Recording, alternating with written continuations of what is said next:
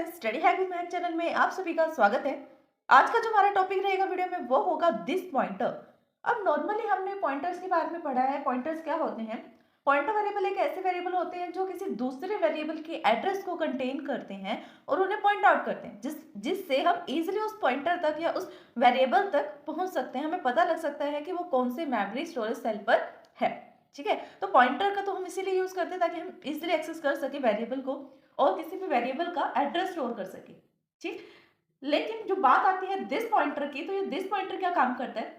तो चलिए वीडियो को स्टार्ट करते हैं और देखते हैं कि दिस पॉइंटर काम क्या करता है, कैसे यूज होता है। यह member function of an object is executed. वो क्या कह रहा है कि जब कभी भी किसी मेंबर फंक्शन के थ्रू कोई ऑब्जेक्ट या ऑब्जेक्ट के थ्रू कोई मेंबर फंक्शन एग्जीक्यूट होता है, then in this points to the object itself. तब उस टाइम पर जो ऑब्जेक्ट होता है वो खुद को पॉइंट करने लग जाता है। इसका मतलब है कि जैसे हम एक पॉइंटर वेरिएबल बनाते हैं, वो किसी दूसरे वेरिएबल के एड्रेस को कंटेन करता है, राइट। लेकिन दिस पॉइंटर क्या काम करता है?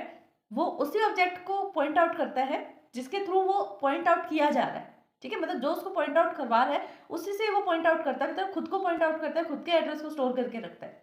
ठीक है, मैंने member function of an object, मतलब जब कभी भी किसी भी मेंबर फंक्शन का कोई ऑब्जेक्ट है वो एग्जीक्यूट हो रहा है, किसी भी क्लास के लिए हमने कोई ऑब्जेक्ट बनाया वो एग्जीक्यूट हो रहा है, तो उस टाइम पे दिस पॉइंटर क्या काम करेगा? उस क्लास के ऑब्जेक्ट को पॉइंट आउट करेगा, itself, pointer object itself. In the other word we can call a member function of object. वो क्या कह रहा है कि अगर हम किसी और वर्ड्स में इसको समझाएं तो क्या बोल सकते हैं कि if we call a member function, कि जब कभी भी हम किसी मेंबर फंक्शन को कॉल कर रहे हैं, किसके थ्रू कर रहे हैं? ऑब्जेक्ट के थ्रू। देन जो C++ का कंपाइलर होगा वो क्या काम करेगा? Assign the address of the object to the this pointer. जिस भी ऑब्जेक्ट के थ्रू हम इस मेंबर फंक्शन को कॉल करेंगे उसी ऑब्जेक्ट का एड्रेस वो दिस पॉइंटर में डाल देगा। समझ में आई? देखो एग्जांपल देखो इसका छोटा सा। हमारे चैनल स्टडी हैक विद महक को लाइक, ज़्यादा से ज़्यादा शेयर एंड सब्सक्राइब करें। अगर आपने सब्सक्राइब कर दिया है तो बाकी सभी डिवाइसेस से भी सब्सक्राइब करा सकते हैं, क्योंकि सब्सक्राइबर्स बहुत ज़रूरी हैं। देन कमेंट करें। सपोज करो कि हमने स्टूडेंट नाम से एक क्लास बनाई, उस क्लास ने एक ऑब्जेक्ट बनाया S1 नाम से। ठीक है, क्या बनाया हमने? एक स्टूडेंट नाम से क्लास बनाई और उसका ऑब्जेक्ट बनाया S1 नाम से। उस ऑब्जेक्ट के थ्रू हम स्टूडेंट नाम में कोई एक गेट फंक्शन है, डिस्प्ले फंक्शन है, उसको हम कॉल कर रहे हैं, तो कैसे करेंगे? ऑब्जेक्ट डॉट मेंबर फंक्शन, ऐसे ही होगा।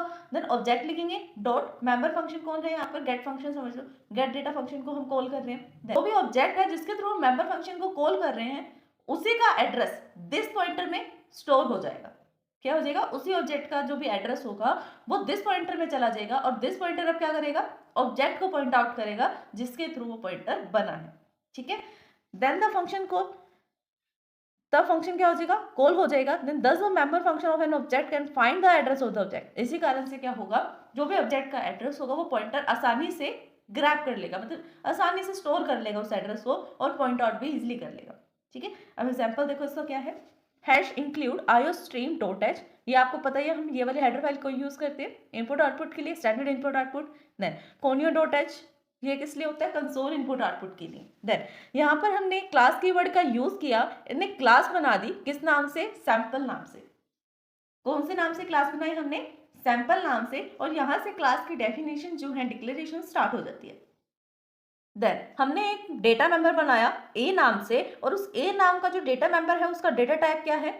इंट है, मतलब इंटीजर टाइप का डेटा मेंबर है। देन पब्लिक सेक्शन में हमने क्या किया? हमने डिस्प्ले नाम से एक फंक्शन बनाया, मेंबर फंक्शन, और उसका जो डेटा टाइप रहेगा वो रहेगा वॉइड। एंड यहाँ पर ये कुछ पैरामीटर्स को भी एक्सेप्ट नहीं कर रहा है, डायरेक्टली इसका जो हमने डेफिनेशन दिया वो सिर्फ वही परफॉर्म करेगा। और डेफिनेशन में क्या दिया है हमने? The object address is this. अब यहाँ पर हम ऑब्जेक्ट का एड्रेस लिखने के लिए एट ऑब्जेक्ट नहीं लिख रहे कि जिससे हमें उसका एड्रेस मिल जाए, यहाँ पर हम दिस पॉइंटर का यूज कर रहे हैं। This is a this pointer, जो ये दिस यूज हो रहा है ये दिस पॉइंटर है। ठीक है, समझ में आ रही है बात क्या कह रहा है वो? अब यहाँ पर डिस्प्ले करवा रहे हैं हम दिस को, दिस नाम से तो हमने कुछ बनाया ही नहीं, फिर हम दिस को कैसे डिस्प्ले करवा सकते हैं? उसकी क्या वैल्यू आएगी? क्योंकि ये दिस पॉइंटर है इसलिए जो भी इस ऑब्जेक्ट की वैल्यू आएगी कैलकुलेट करने के बाद वही इस दिस की वैल्यू होगी। ठीक, यहाँ पर हमने डिस्प्ले फंक्शन को क्लोज किया, यहाँ पर क्लास क्लोज होगी, यहाँ पर आगे हम मेन फंक्शन में, इस मेन फंक्शन को हमने जो रिटर्न टाइप लिया है वो लिया है वॉइड। वॉइड के बाद हम क्या कर रहे हैं?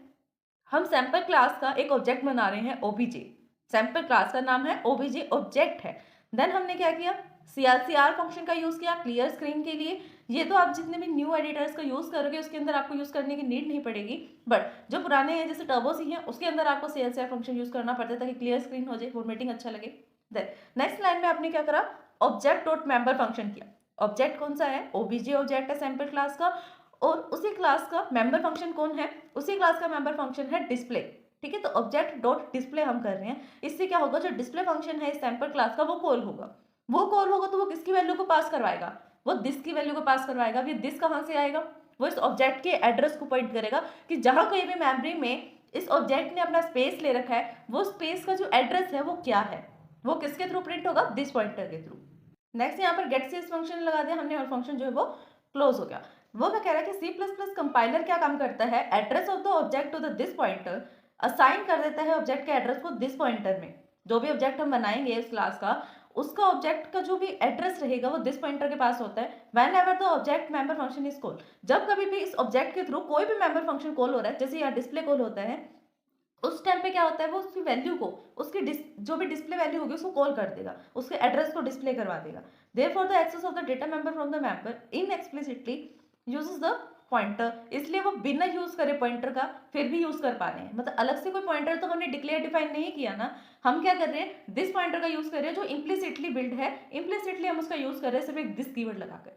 ठीक है, we can also access the data member explicitly this pointer. हम ये वाला जो एग्जाम्पल हमने किया इसके अंदर तो हमने इम्प्लिसिटली कॉल किया दिस पॉइंटर को, बट हम इसको एक्सप्लिसिटली भी कॉल कर सकते हैं अलग से डिफाइन डिक्लेयर करके। हमारे चैनल स्टडी हैक विद महक को लाइक, ज़्यादा से ज़्यादा शेयर एंड सब्सक्राइब करें।